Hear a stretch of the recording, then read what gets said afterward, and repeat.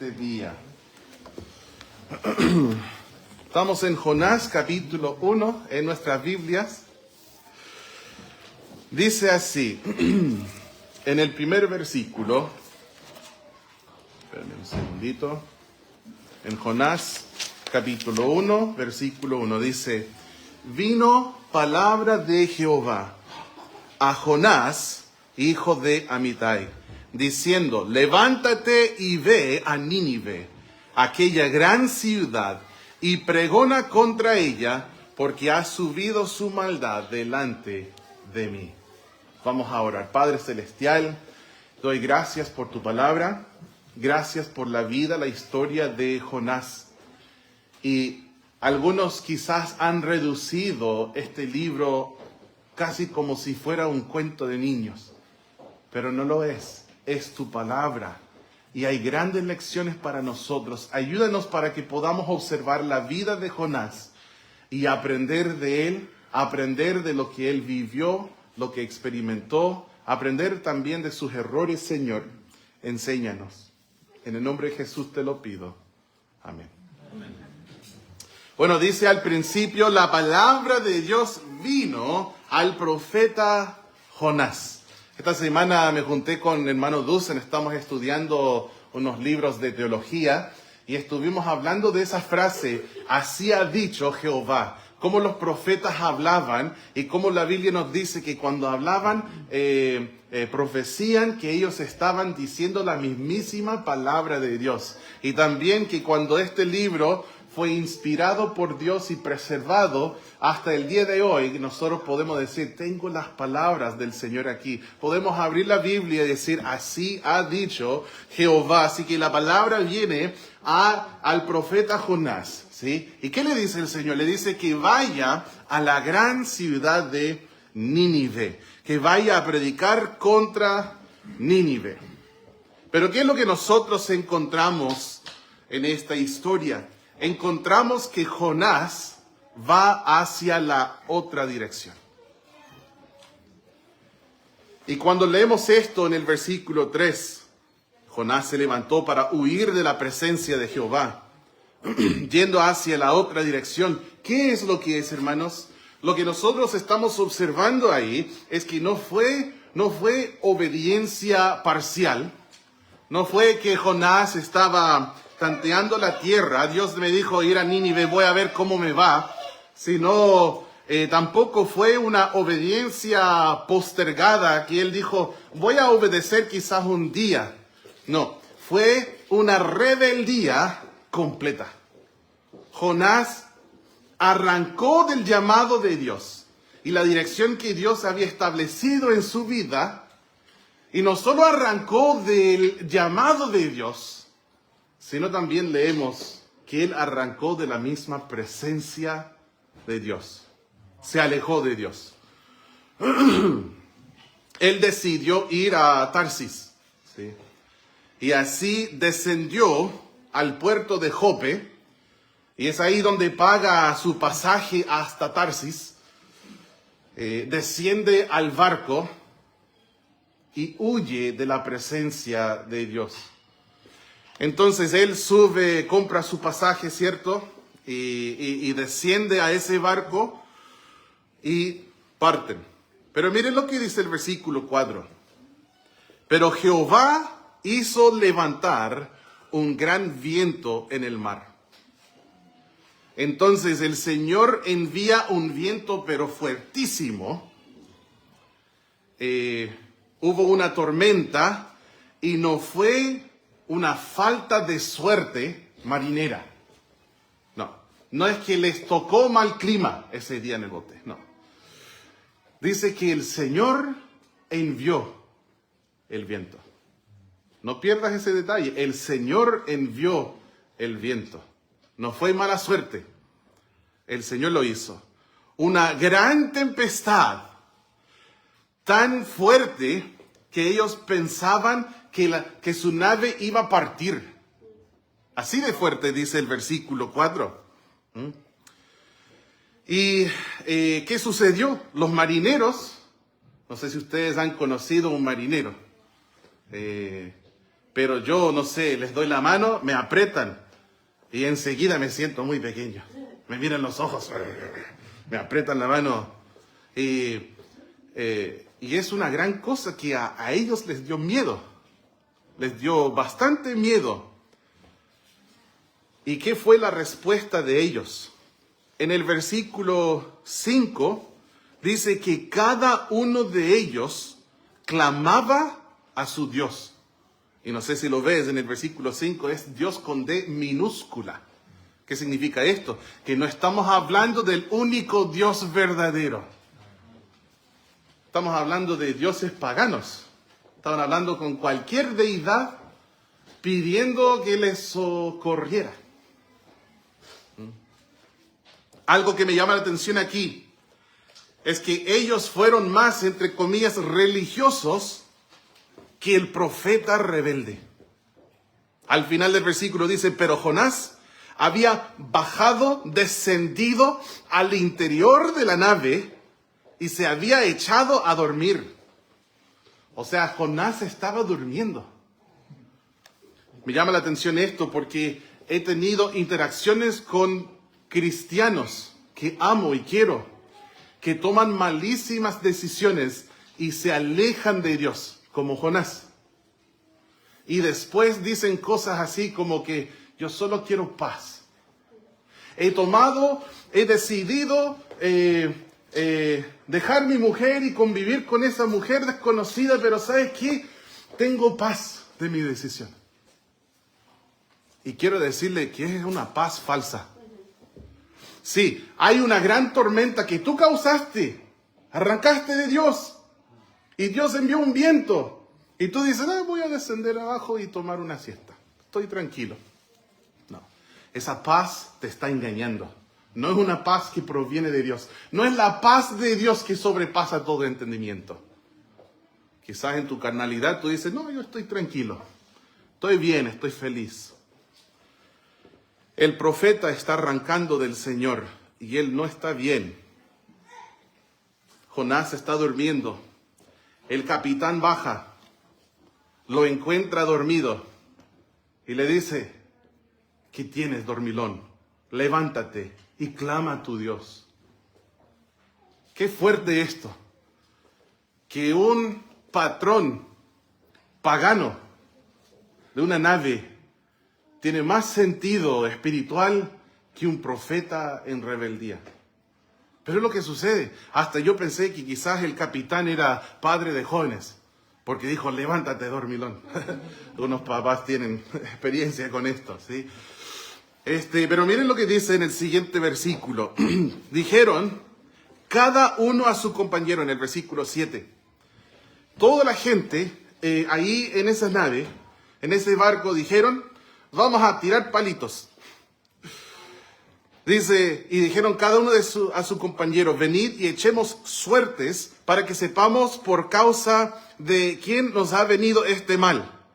Y echaron suertes y la suerte cayó sobre Jonás. ¿Qué es eso de echar suertes? Hay muchas maneras en el mundo de hoy en día, como también en los tiempos hace miles de años, de cómo usar, entre comillas, la suerte para escoger a una persona. Yo traje unos 5 palitos aquí, ¿sí? No para limpiarme los dientes, no. Para romper uno. Ya. Y necesito 5 hombres valientes. A ver. Patrick, venga. Maika, ¿sí? Juan. Paco. Pablo, venga. Miguel, lo siento, le ganaron. Ya tengo 5. Oh, sorry. ¿Ya? Ok, bien. Vamos a mezclarlos. ¿Y qué hago yo? Sin mirar, hermanos. Voy a esconder que aquí hay uno cortito, ¿cierto? Más bajito que los demás. Ahora tengo que moverlo porque Pablo está mirando. ¿Ya? Él dice, es el que está como más oscuro, el que está más blanquito. Y, bien. ¿Ya? A ver. No les confío, hermanos. Sí. Tienen cara de tramposos. Sí. Cuando yo era pequeño, ¿qué hacíamos? Nosotros poníamos el más corto, lo sacábamos un poquito más largo, como para engañar, ¿sí? Y dicen, ese está más largo, lo voy a sacar. Y era el más pequeño, a ver. Saque uno, rapidito, muy bien. Ajá, ok, bien. No lo muestren a los hermanos, ¿sí? A ver, Bien. A ver. Entonces ellos dijeron, vamos a echar suertes para ver por qué nos ha venido esta cosa tan mala. Esa tormenta que está tan grave, tan brava, que va a romper nuestra nave. Y ellos de una manera echaron suertes. A ver, hermanos, bueno, la suerte cayó sobre Jonás, si supieron. Pero ¿cuál de ustedes es Jonás? A ver, ¿quién es Jonás? El que sacaba el más corto era el más malo, ¿cierto? El más malo. No, ¿quién fue? El Juan. Ah, fuiste bueno. Muy bien. Ya, hermanos, vayan a tomar asientos y pueden de recuerdo llevar sus palitos si necesitan limpiar un poquito de carne del asado de anoche, pueden hacerlo. ¿Sí? Entre todos los marineros, ellos decidieron echar suertes que para el ser humano, desde nuestra perspectiva, es algo al azar, ¿cierto? Pensamos, es al azar, es la suerte, por algo se llama suerte. Pero igual, hay momentos en que Dios decide usar las suertes, especialmente en el Antiguo Testamento lo vemos, que Dios dirige la suerte para llegar a una conclusión. Incluso hay un proverbio que dice, la suerte se echa en el regazo, mas de Jehová la decisión de ella. En Proverbios 16:33. Entonces, esa suerte señaló a Jonás. No el profeta Juan, el profeta Jonás. Y entonces ellos empiezan a preguntarle qué había pasado. Decláranos, dice en el versículo 8, decláranos ahora por qué nos ha venido este mal. ¿Qué oficio tienes y de dónde vienes? ¿Cuál es tu tierra y de qué pueblo eres? Y cuando Jonás finalmente habló, por lo menos para mí es doloroso escucharlo. Es como una vez cuando yo hablé con alguien en California, un cristiano que no estaba muy bien, y me hablaba de cómo iba a los bares y que tomaba, y que ahí en los bares predicaba el evangelio a la gente. Mientras él tomaba y ellos tomaban. No entiendo cómo la mente puede estar tan confundida. Miren lo que dijo Jonás en plena rebeldía. Les respondió, versículo 9, soy hebreo y temo a Jehová, Dios de los cielos, que hizo el mar en el cual estamos y la tierra. ¿Y qué pasó? ¿Cómo reaccionaron ellos a esto? Les dio muchísimo temor. En su mente pagana están pensando, oh, qué mala suerte. Un seguidor del hacedor del mar, está arrancando de su Dios. Y por eso nos ha venido eso. Estos paganos tenían más sentido común que el profeta.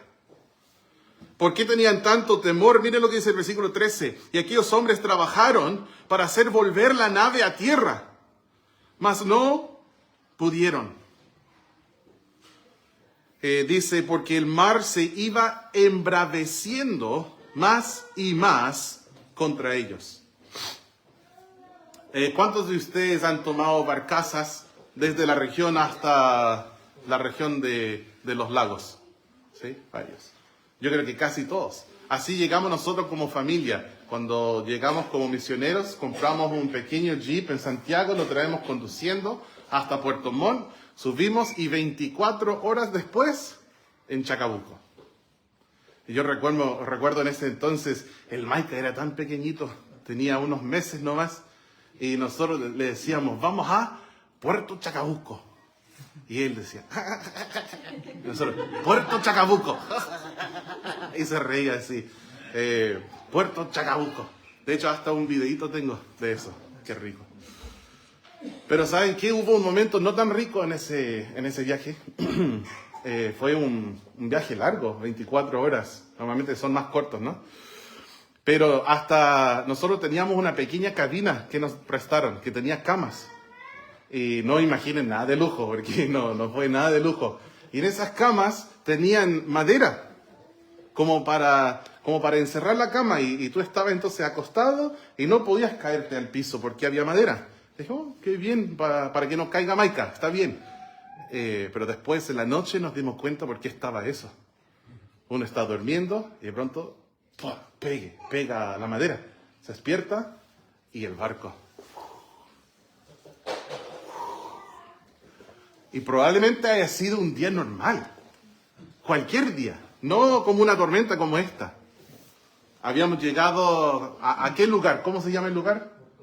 El Corcovado, ¿cierto? Entre Quellón y Melinca, donde uno entra a mar abierto. Oh.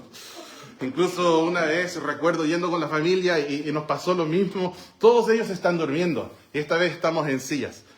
Y no, la lluvia, los rayos, truenos. Y yo pensé, bueno, Señor, ha sido bueno caminar contigo todos estos años, pero hasta aquí llegamos. Nos vemos pronto en el cielo, Señor. Pensé que era mi último día porque el mar que se ponía de verdad estaba bravo, ¿sí? Hermano Miguel entiende, mejor que cualquier, ¿sí? Yo, pues hermano, no, yo creo que no soy hecho para la armada, no. Ellos entonces le preguntan a él, ¿quién eres? Y se asustan de sobremanera, es la palabra que ocupa el versículo 10. Y le preguntan, ¿por qué has hecho esto a Jonás? Ellos sabían que él había huido de la presencia de Jehová. ¿Por qué? Porque él les dijo que así era el caso. Entonces le preguntan, ¿qué haremos contigo para que el mar se nos aquiete? Porque el mar se iba embraveciendo más y más. ¿Ustedes se acuerdan de la respuesta de Jonás? Está en el versículo 12. Él les respondió, tomadme y echadme al mar, y el mar se os aquietará. Porque yo sé que por mi causa ha venido esta gran tempestad sobre vosotros. Y era verdad lo que dijo él. Pero me da mucha pena. Me da mucha pena que cuando ellos preguntaron, ¿qué tenemos que hacer para que todo eso se tranquilice? Él no dijo, yo sé qué hay que hacer. Yo tengo que humillarme delante de Dios. Yo tengo que arrodillarme ante Él, confesar mi pecado y arrepentirme. No dijo eso. Dijo, tómenme, échenme al mar. O sea, Él quiso antes morir que reconciliarse con el Señor. Y eso sí que da mucha pena. Hermano, nunca llegues a este punto. Todos nos equivocamos. Todos cometemos errores. Todos cometemos pecado. A veces en el corazón nos alejamos del Señor. Pero nunca permitas que llegue a esto. Humíllate. Humíllate ante el Señor.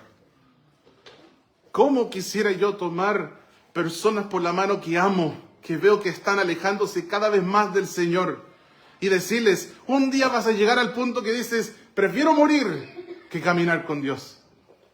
Que no tiene ni un sentido. La soberbia es capaz de llevarnos a ese punto. Pero qué mejor sería humillarte y caminar con Dios. No vas a encontrar paz. No vas a encontrar paz en el vientre de ese barco. Y tampoco vas a encontrar paz en el vientre de un gran pez. Solo vas a encontrar paz volviendo al Señor. Humillándote. ¿Qué estás haciendo, Jonás? De hecho, hasta los marineros dijeron, ¿cómo vamos a echar a un hombre al mar? No sé si ustedes lo vieron en el versículo 13, dice, y aquellos hombres trabajaron para hacer volver la nave a tierra. ¿No le vamos a echar al mar? No queremos matar a ese hombre. Esos paganos trataron de volver a la tierra. Y cuando no pudieron, porque el mar se iba embraveciendo más y más contra ellos. Dice en el versículo 14, entonces clamaron a Jehová. Ellos oraron al Señor. Ya no están hablando con sus ídolos. Ya no están hablando con los dioses paganos. Están hablando con el único Dios verdadero. Están hablando con Dios, el creador del mar y de la tierra. Y dicen, te rogamos ahora, Jehová, que no perezcamos nosotros por la vida de este hombre, ni pongas sobre nosotros la sangre inocente. No lo querían matar y después tener culpa. Porque tú, Jehová, has hecho como has querido. Bastante sentido tienen estos hombres. ¿Qué hicieron entonces? Toman a Jonás, el versículo 15, y lo echaron al mar. ¿Y qué pasó? Dice que el mar se aquietó de su furor.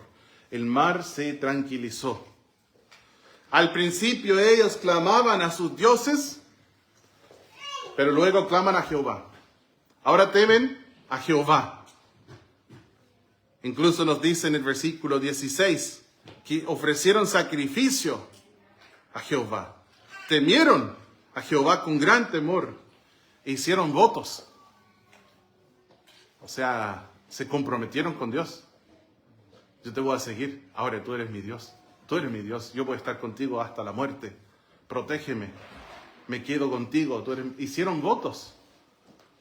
El versículo 17. Pero Jehová tenía preparado un gran pez que tragase a Jonás. Y estuvo Jonás en el vientre del pez 3 días y 3 noches. Dice que Dios había preparado un gran pez que tragase a Jonás. Otra vez, no fue un viento por accidente, no fue una tormenta al azar, por suerte, y tampoco andaba un gran pez por ahí. Oh, mira, está Jonás. No, dice que Dios lo preparó. Dios preparó un gran pez para tragar a Jonás. Y estuvo Jonás en el vientre del pez 3 días y 3 noches. ¿Esa frase te suena familiar? 3 días y 3 noches. Me recuerda de algo. 3 días y 3 noches. ¿Se acuerdan cuando Jesús dijo, porque como estuvo Jonás en el vientre del gran pez 3 días y 3 noches, así estará el Hijo del Hombre en el corazón de la tierra 3 días y 3 noches? Sí. Jesús profetizó múltiples veces su propia muerte. Y también profetizó múltiples veces su resurrección. 3 días y 3 noches estuvo muerto nuestro Señor Jesús. ¿Y por qué? Si la Biblia dice que la paga del pecado es muerte y Cristo nunca pecó, ¿por qué estaba Cristo muerto? ¿Te has preguntado eso? Es porque tú y yo hemos pecado y tú y yo merecemos la muerte. Y cuando Cristo murió, murió por ti y murió por mí. Pagó la deuda mía con Dios. Cristo, lo que la justicia y la ira de Dios requieren, Cristo lo pagó. Su muerte, su sangre derramada, satisfizo la ira de Dios. Cristo estuvo muerto. Sí. 3 días y 3 noches estuvo muerto. Pero después de estos 3 días, ¿qué pasó? El Señor Jesús resucitó. Sí. Y tú puedes ser reconciliado con Dios. Tú puedes tener la vida eterna. Tú puedes tener la salvación. Tienes que creer que Jesús murió por tus pecados y resucitó. Tienes que arrepentirte para con Dios y tener fe en el Señor Jesucristo. Entonces, ¿qué sucede? Capítulo 2, versículo 1. Entonces oró Jonás a Jehová su Dios desde el vientre del pez. Ojalá cuando preguntaron qué hay que hacer, Jonás hubiera orado ahí, pero no. Prefirió ser tirado al mar y ahora está tragado por un gran pez. Quizás tú dices, pero yo pensé que era una ballena. Eso es porque en Mateo, capítulo 12, donde dice Jesús, como Jonás estuvo en el vientre de un gran pez 3 días y 3 noches, casi todas las traducciones en español, hasta ahora, siempre decían ballena. Y es por eso que pensamos que es ballena. Uno diría, entonces ballena está incorrecto. No, no está mal decir eso, no es tan malo decir que fue tragado por una ballena. La palabra griega significa gran criatura marina, así que gran pez es correcto también. Sí. No hay conflicto ahí. Pero ojalá él hubiese clamado al Señor antes de estar en el vientre del gran pez. Pero fue ahí donde Jonás oró a su Dios. Estando solo ahí, se dio cuenta que no pudo arrancar de la presencia del Señor. No podemos arrancar de su presencia. Y siguiendo el tipo de Cristo, 3 días, 3 noches, en el corazón de la tierra, en el vientre del gran pez. Dice el versículo 2 en la oración de Jonás: invoqué en mi angustia a Jehová y él me oyó. Desde el seno del Seol clamé. Esta palabra Seol significa, se traduce de diferentes maneras al castellano, pero puede ser muerte, puede ser tumba, puede ser sepulcro, incluso puede ser infierno. En su oración Jonás clama al soberano y aquel que disciplina a aquellos a quienes él ama. Es ahí donde podemos leer en su oración, él va describiendo su experiencia y reconoce que es Dios que le salvó. Miren al versículo 9. Dice: mas yo con voz de alabanza te ofreceré sacrificios, pagaré lo que prometí. La salvación es de Jehová. Nosotros debemos seguir reconociendo esto, que ninguno de nosotros somos capaces de salvar nuestra alma. Ninguno de nosotros somos capaces de merecer la salvación. Es el Señor que salva. Solo el Señor. Aun si tú tienes el gran privilegio de ganar una persona a Cristo y tomas la decisión de creer en el Señor Jesús como Salvador, tú no salvaste a esa persona. Es Dios que salva a la gente. Dios es nuestro Salvador. La salvación es de Él. No por nuestras obras, no por nuestros méritos. Nosotros decidimos tener fe en Jesús como Salvador y el Señor nos salva. El versículo 10 dice: y mandó Jehová al pez. Él tiene control de los peces también. Sí. Lo había preparado para tragarlo. Y miren lo que dice: y mandó Jehová al pez y vomitó a Jonás en tierra.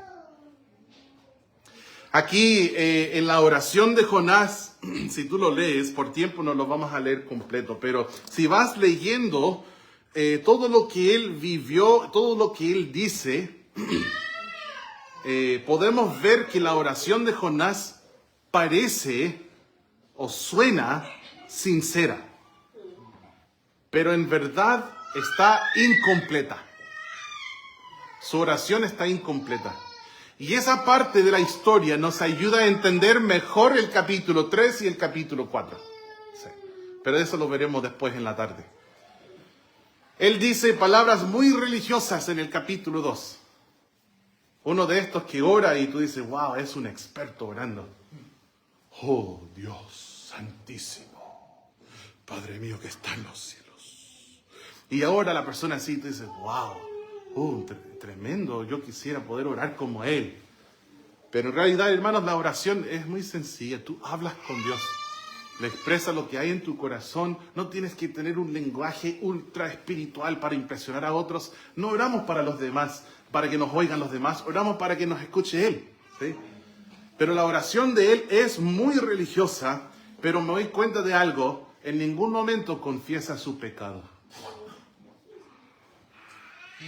Él dice muchas cosas correctas, pero nunca confiesa su pecado. Él habla de Dios, pero nunca habló de su rebeldía.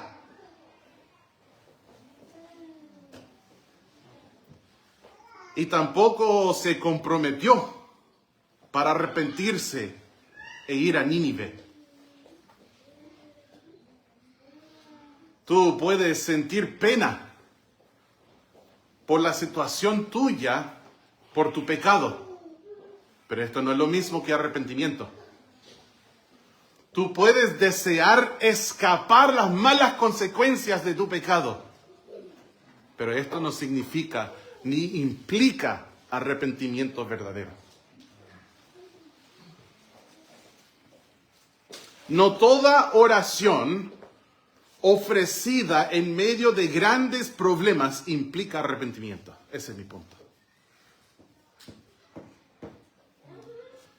Jonás quería liberación de su situación, pero no necesariamente había rendido su corazón rebelde a Dios. Y esto es lo que vamos a hablar en la tarde. Oremos. Padre Celestial, te damos gracias, Señor. Te damos gracias por tu palabra, por la historia de Jonás. Ayúdanos, Señor, para que escuchemos no solo con los oídos, sino también con el corazón. Y te ruego, Señor, que si alguien está escuchando estas palabras aquí o en internet, donde sea, te ruego, Señor, que penetren al alma y que no lleguen al pez. Que la ballena no sea necesaria. Jonás oró desde el vientre del gran pez. Pero él pudo haber orado en el barco. Él pudo haber orado en Jope antes de que la nave saliera del puerto. Jonás pudo haber orado estando en la cola para comprar su pasaje. Y cuando el Señor le dijo, anda a Nínive y predica, Jonás pudo haber dicho sí. Te ruego, Señor, por cada uno de nosotros, que nuestra respuesta hoy sea sí. Yo no sé qué es lo que estás diciendo a la gente presente, pero yo sé que me estás hablando a mí y yo sé que les estás hablando a ellos. Que cada uno de nosotros nos rindamos ante ti, Señor, y te digamos sí. Sea un creyente rebelde que hoy día se arrepienta. Si es un creyente buscando tu voluntad y tú la has revelado, que hoy día te diga sí. Y si es una persona que todavía no tiene certeza de su salvación, y tú hoy le has dicho, como Jonás estuvo 3 días y 3 noches en el pez, tu Salvador también estuvo 3 días y 3 noches muerto. Murió por tus pecados, fue sepultado y resucitó al 3er día. Y tú le estás diciendo, hoy puedes venir a mi Hijo Jesús y recibirle por fe, tener la salvación, ser un hijo de Dios. Si hay alguien así, Señor, te ruego que hoy te digan sí y que decidan en su corazón volverse a ti y tener fe en tu Hijo Jesús como su único Salvador. Gracias, Padre, en el nombre glorioso de nuestro Salvador Jesucristo oramos. Amén.